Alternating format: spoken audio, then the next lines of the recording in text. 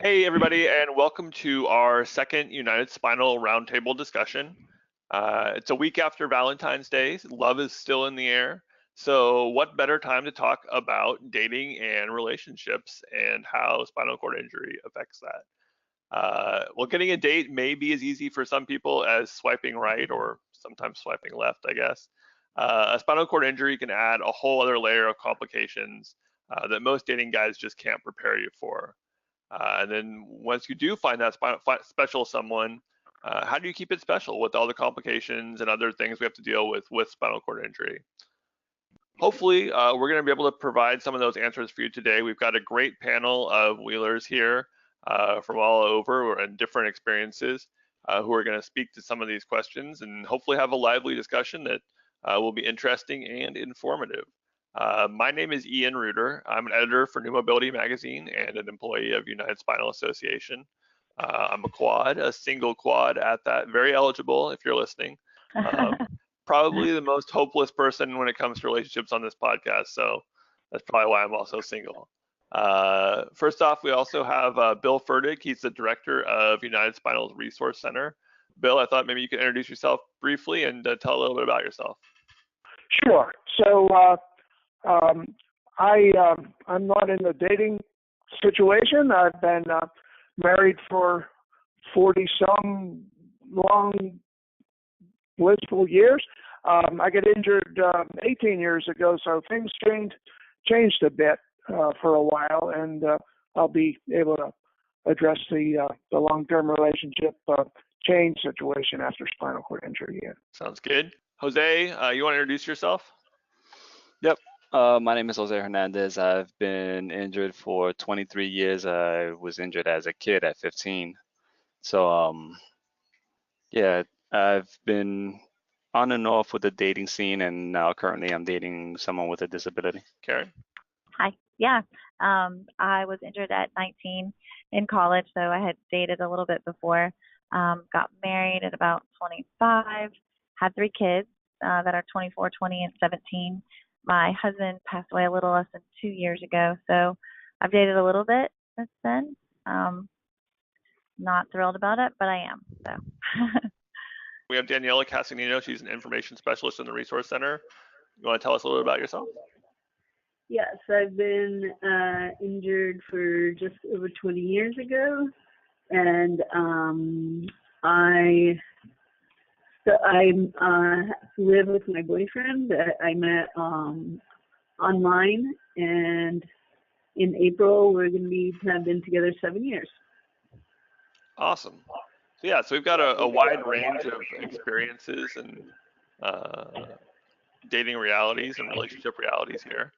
I thought maybe first we could start off with a really general question, but when you first think about the impact that spinal cord injury has on being in a relationship or meeting someone to be in a relationship with, what's the first thing that comes to mind for you guys? The first impact? I think people are put off, or there are going to be a certain percentage of the population that might be put off by the wheelchair itself prior to getting down further into any of the other complications. But I think there's going to be a certain percentage of the population that are going to not even want to approach you. But there's a large enough percentage that do, that I think, more than I thought anyway when I was first injured. Yeah, initially when I was in college, I was pursuing this young lady, and it got back to me that she says, "Oh, he's cute, but he's in a wheelchair." So I got that. Yeah, definitely. Yeah. What about, when you guys, I think we've all probably experienced something like that at one time or another. How do you find the confidence to put yourself out there, whether it's on the internet or in bars or out just in the social situations, to kind of counteract those sort of social prejudices that exist? I think I had to overcome a lot of shyness, and then I was also super aware that I was going to get a lot of attention, that people were going to be looking at me a lot. So I think I went out of my way to make sure, and other girls in college put their hair in a ponytail and had some tacky t-shirt and whatever on, and I think I went out of my way to make sure I was dressed and my hair was done and I had a little bit of makeup on, because if people were going to be looking, I was going to want to feel pretty good about myself. It, for the most part, that works. And I think once you, obviously how you feel about yourself is expressed non-verbally. So if you're feeling good about yourself, I think you're going to attract more people. Jose, I imagine you also put a little makeup on and some a pretty shirt. Beautiful red lipstick. I love it. It's great. No, but you get haircut and make sure everything's good. And when you feel good and look good on the outside, you shine and you just attract different types of people and attract the opposite sex or the same sex. Yeah, I would ditto that, Ian, as well, with Carrie and Jose's reactions were, because I think just generally, even aside from the dating situation specifically, when you exude confidence, you generally get treated that way. I've heard from a lot of people a lot of disparaging that they encounter out in the public, and some of the similar things, talking to the other person who's with you. I've never really encountered that, and possibly I'm forward enough that that just happens to work for me. But I think just making your presence known is probably good in a lot of endeavors, and probably helps in dating. Yeah, I mean, it's sort of related to that topic, making your presence known. I think one of the big issues I think a lot of people deal with that we've in New Mobility we've talked about, and I've talked personally with about, is when you're putting yourself out there, how do you present yourself? Do you put the wheelchair right out in front? Is it a part of your initial presentation if you're doing online dating or something like OkCupid, or is there a way you bring that in later? What strategies or tactics have you guys used when it comes to that? Well, when I was trying to decide, like, I had a particular friend of mine that was the one that he found his girlfriend and now wife through Match.com, and he was trying to encourage, and he's able-bodied, but he was trying to encourage me to do the same. And so he was the one that I was sort of consulting with, and I was like, well, how should I, should I just, how much should I reveal? And he was like, well, you might as well just put it out there, because that way, you don't have to have like a big reveal or a big secret. It's like the guys that are going to contact you already, you're already like weeding out a whole bunch of them.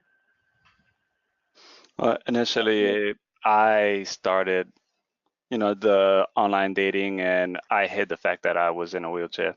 All my photos and everything was from the waist up and no headrest, and I got a lot of hits. And then when I told them I was paralyzed, they kind of just disappeared. Fast forward a couple of years, I did do the online apps, and I just disclosed. I was like, I don't care if they're gonna date me, they're gonna have to deal with me from beginning to end. So yeah. Have you played around with any of that stuff, Karen? No. But if I were to do that, I would definitely put it out there up front. I can't even imagine having to do that sort of reveal later. I'm completely not interested in that. But I think being recently widowed, sort of like a little less than 2 years, that's a little too far out there for me at this point. But I mean, I have to say, I think that if I really wanted a relationship now, I could. People have shown interest, so I know that it's a possibility. I mean, I know that I could probably find a boyfriend if I wanted one. I think it's more the other personal, your balance ladder issues that are probably more of my reservation. And I think that's because most people can see that you're in a chair. They have no idea about, other personal things, intermittent catheterization, other things that come along with a spinal cord injury, and I'm not excited to go through that process again, having to explain all these things to a new relationship.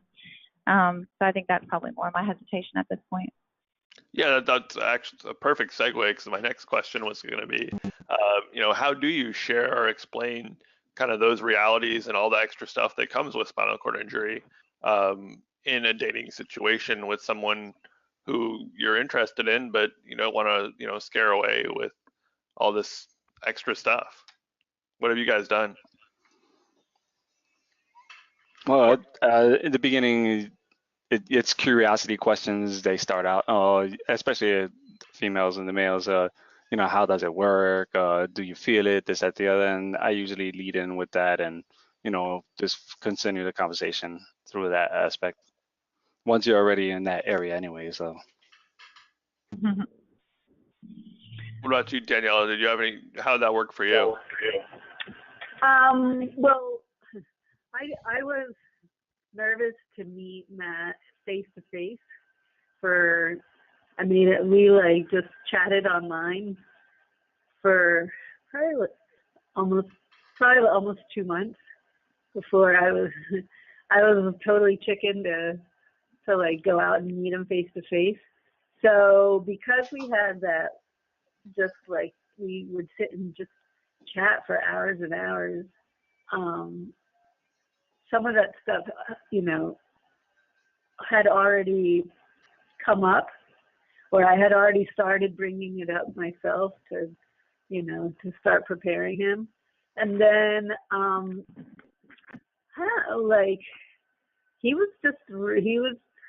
some people I think are just more understanding than others. He was just kind of like, well, tell me what I can do to help, just from the beginning. So,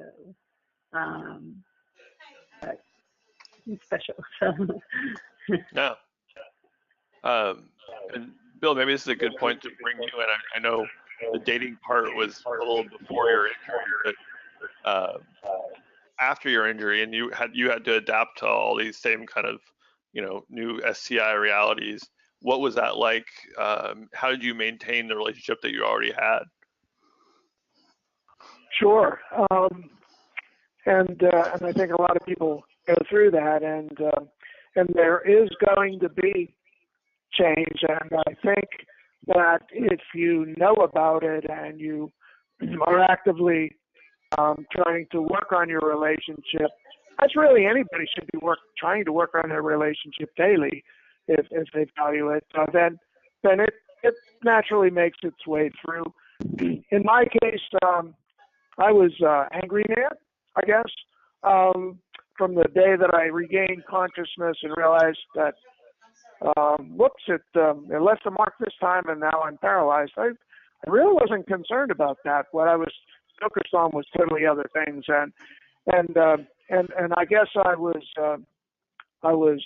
harboring, some anger, not lack of realization of what paralysis was about. So it was really incumbent on my wife to understand that and wait for me to come around a little bit and wait for opportunities to make me see that, so that I could react. One example, and I think you're probably going to address this separately later, is changing of roles, especially in a long-term relationship where you've already had this established relationship and now things change. I'll just say that for us, for me, the pathway back to marital bliss came through through power tools. My wife was particularly handy. She's very adept mechanically, and I knew that. But hammers and nails, that combination, not something that she had a skill set for. Everything else. But it was so frustrating to me to not be the person on the ladder hammering the nail, which would have been intuitive, that it came out in the form of being angry over the situation. And so the way that we addressed it is through power nailers, and then we had a good laugh about it. And I think humor is very important for a relationship at any point along the way too. And so that helped me adjust a little bit, and our relationship mature a little bit, because I realized through the process that, I was letting my emotional state, my frustration, damage our relationship. And in fact, a power nailer eliminated that frustration for me, and then we had a good laugh about that. So that's sort of how one of the ways that it evolved for us. Yeah, definitely. We'll come back to that, but I want to move around a little bit. Karen, what about with you? When you found your husband, how did you adapt to kind of bringing him into your world of SCI stuff? Well, I had been paralyzed for, quite a few years when I met Philip. So he actually, I guess, somewhat pursued me. I'd been in a long relationship with a guy that I was in the armed robbery with. We were dating 2 years when we were held up and got shot, and then we were in a relationship for 5 years after that. I ended up not marrying him, mostly because I think that it was too difficult to deal with what part of this is guilt and what part of this is love and what's really holding this relationship together. I ultimately decided to call the wedding off after invitations were mailed out, but oh wow, Mom was thrilled about that. Yeah. So then I met my husband a couple of years later. So he knew all about it. That was kind of prior to the whole online dating scene. So that was a long time ago. But I had dated quite several guys in between that. But I think you have to be in a relationship for a while and decide this guy's like worth sticking around before. I think I took many months before I disclosed the whole bowel and bladder issues and what it took. I hid that for a long time just to kind of see if he was going to stick around, or if I was going to stick around for that matter. I guess that's the answer. I eased into it real slowly on that portion. Jose, you have kind of a unique situation that you're dating someone who also uses a wheelchair or something, right? Yep. She actually has osteogenesis imperfecta, so it's basically brittle bones disease. That's the only thing. She breaks easily, but she's strong. Like we make it work. She uses a power chair to get around. Normally, she can use a manual chair, and it's great. Like we've been dating a few months. It's gonna be a year, and we've been having fun. Has that impacted? Does that made it easier or more difficult to share kind of the extra stuff that you need, or do you have those discussions, or how does that work? It's made it super easy. Since she's been disabled her entire life, anything I can throw at her, she's like, all right, let's get past it and let's move on. I'm like, I've been disabled my entire life. I've dealt with it. And not only has she been disabled her entire life, her mother is disabled, her brother's disabled, and her sister is disabled, and her father's disabled. Wow. So she's had a lot of disability and has been around a lot of disability. So she did learn a lot about spinal cord injuries. So yeah, definitely. I think that leads into the next thing of kind of trust and communication, which are obviously key to any relationships in any scenario, but even more important when you've got complicated realities to convey and do that. Do you guys have any special approaches or things that you've learned about how to communicate what your needs are, special needs are around spinal cord injury with your partners or the people you're with? I'll take a slice at that. I think patience and respect, one for the other, with both of you, that goes a long way. And again, that's good for all types of relationships. But in preparation for this discussion, I conferred with my wife on that too, and she pointed out that for her, nothing related to the disability is really an issue day by day or over a long time. But she does point out that a respite from the daily routine is important for her and is very refreshing if it's just so much as taking off for a weekend or a long weekend to go visit relatives. She was just away last weekend for 4 days, and I think being able to get those breaks from the routine is healthy for people who are dealing with the day-to-day grind of some of the disability-related things, and probably also healthy for a lot of relationships. Yeah, I agree. You can get caught up with the routine, especially with the disability, uh, especially when it comes managing bowel, bladder, and everything like that. Everything is so structured that you forget about the relationship and how it can affect it. Those surprises and get time to get away definitely helps. Yeah, I was wondering, maybe this is more for Jose and Daniela, but Karen and Billy could speak to it too if it's applicable. But one of the things that's come up is drawing that line between partner and caregiver, and whether the person you're with, you want them involved with your caregiving routine if you need assistance kind of with day-to-day things. How have you guys dealt with that? Do you have any strategies or tips for that? I try a balanced approach, but if it was up to her, she'd just do everything for me, and I'm like, hold on, no.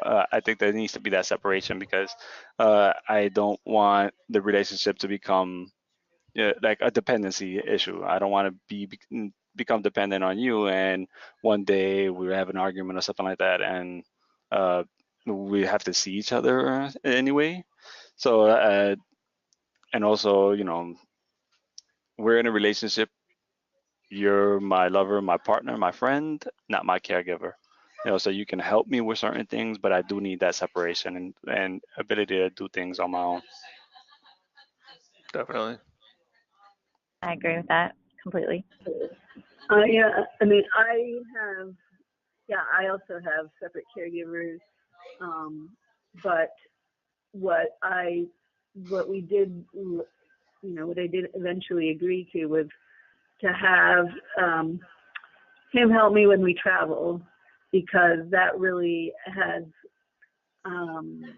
helped me more with my personal care when we travel, because that has allowed us to travel and gives us a lot more flexibility than if we had to, if I had to hire another caregiver or have somebody come with me. So this gives us a lot more freedom, and so that way it's not all the time, and he's totally fine with helping, and in those moments that I'm okay with him helping, but mostly try to keep it separate. Yeah. Yeah, that's for me, the next if step I as could well. Sorry. comment on that is what we do is for practicality purposes. I'm fortunately totally independent on my own personal care, as a lot of paras are going to be. But we get ready together in the morning because it's, more time to talk, and it's just practical. We both get ready faster by getting ready at the same time and help each other out than using the space one at a time. So I think that ties into when my wife enjoys getting some respite for the routine. I think it's that. But even though we help each other out, I think mentally you just compartmentalize, what it is you're doing. If you're helping somebody else out with personal care, that's what that is, and you don't commingle. You just naturally don't commingle the two different parts of your relationship. Yeah, I'm really independent, but I'm very open about my need for some privacy, and just pretty much draw the line at that. Like, go do something else. Need a little time to myself, and kind of working like that. Yeah. Bill kind of touched on it before, but obviously one of the keys to any relationship is keeping it fresh and finding ways to, keep that special passion and love there as you age together and spend more and more time together and know each other better. How have you guys done that? Does spinal cord injury complicate that? Are there specific things that that seem to be more helpful in dealing with some of the mundaneness or the kind of repetitive realities that SCI does introduce? I'll just make one quick comment on that. And after one day the world changed for both of us, and once we got things under control again, back at home, and then the continual evolution of our lives, what our lives are now and what we both are now, which is different from what we were before. We have a much stronger relationship and a much deeper relationship, both of us with each other and both of us individually, I think, to the outside world than beforehand. I would say, just having had children, that I would say children are more disruptive to a relationship than my spinal cord injury has been. But you complicate that, like if you do get married and you do have children and you do have a spinal cord injury and you are working, things do get difficult because there's almost no time for privacy, and things do become very, and so I think back to the earlier point of making sure that you take time for the relationship away from all of that, and have fun, and get out of your normal routine. I think that applies not, to a lot of things about just marriage and relationships in general, but definitely compounded, if you're busy with the family work and you have an injury as well, because you're trying to fit a lot into a day.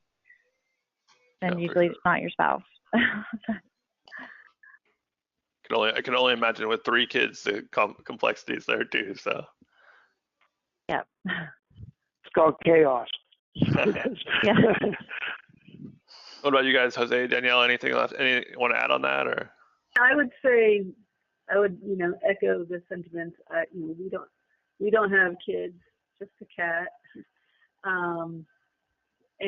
But yeah, even so, sometimes it feels like, it starts to be a routine. Get up, go to work, come home, figure out dinner, and then start all over again. But so taking time to travel or go out, or even just go to the movies or whatever, it's important.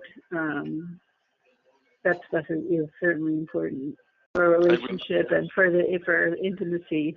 And wrapping up, everyone, we could just go around and, if you guys have sort of a short advice statement for someone who, has had a spinal cord injury and is still sort of finding themselves and not confident about getting involved with dating or finding a relationship, what would you say to that person, and maybe some advice about how they can rediscover that confidence or, find what they're looking for? I would just say communicate. Just, if you're willing to communicate what your thoughts and feelings are in a sincere way, on any of a variety of topics or feelings that you have, I think that's important. When I'm talking to some of the constituents that call into the resource center, and they have a certain feeling, I try to gain some trust with them by just saying, well, your feelings are real. Feelings are what they are, and they're real things. But think about what might be affecting that to cause that feeling. Communication. Definitely. Jose? I think also you need to put yourself out there. Yeah, you need to put yourself out there. You're gonna have a lot of yeses, you're gonna have nos, you're gonna have ups, you're gonna have downs. In life, any relationship, I had my struggles. I've had dated individuals. They turned out to be crazy. Like, no, stay away from me. But yeah, I've also found some really beautiful people that accepted me for who I am, and that is the most important part. But if you don't put yourself out there, you're not gonna find anyone. So you have to have that confidence within yourself and that strength that, I'm gonna get a lot of no's, and but that one yes is the ones that are gonna be more meaningful. Definitely. Yeah, I think that that once you kind of value yourself and you get that confidence back, if it's a new entry, that might take a little longer. I've been doing this for a long time, but I feel like I have a lot to give, and I have because of what I've been through, I think I'm even a better person than I might have been without my injury, and people will recognize that, and the right person will recognize that. So I think, yeah, you got to feel good about yourself and know that you know you're a worthy person on your own, and so that means you're going to make a great partner in a relationship, and I think that people can see that in you, so you got to let that shine. Yeah. Daniela, anything you want to add? There we go. Oh, no, yes, I'd like to say, I love what Karen had to say. I totally agree. And I think, what happened to me is I just flat out felt like, you know what, I'm lonely and I'm sick of it. And so finally I was like, well, what do I have to lose? I'm not getting any younger, and time is going by, and I'm just going to do it. So I think and then, then you find that if you look at the way the internet, especially online, I think the internet is, there's a web page out there for every crazy interest and activity. Well, there's it's a good chance you'll find somebody that's into you. So. Oh, good. I'm so glad you said that. That was perfect. I think that's a great note to end on, actually. Anything else you guys want to add before we wrap up? Thank you for asking me to be on this discussion. Yeah, thank you guys all so much for doing it. I just want to put one last plug in. If you're watching this and you want to have any more thoughts or want to learn more, our February issue of Mobility is our annual Sex, Wheels, and Relationships issue.